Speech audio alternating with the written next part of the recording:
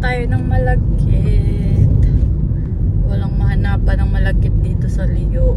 Punta tayo ng bayan. Doon ako galing kanina. Hindi pa ako bumili. Okay lang yan.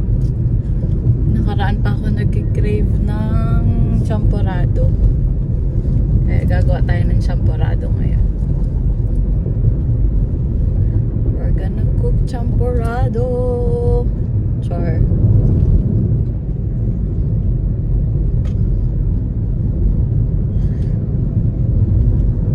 Dapat para dumiretso na ako sa market kanina.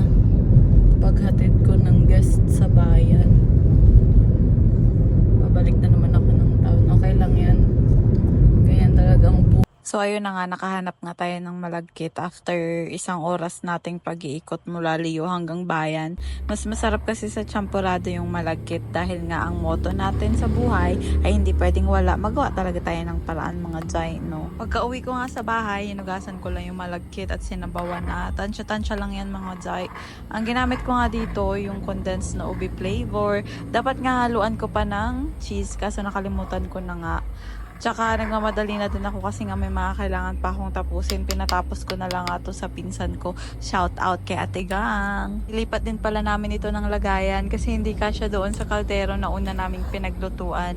Kumuha na nga ako ng mangkok at ng sandok na milk powder nga yung nilagay ko. Pwede din naman yung i-buff pero mas gusto ko yung milk powder. Mainit ah. Champorado. Ubi champorado na may maraming gatas.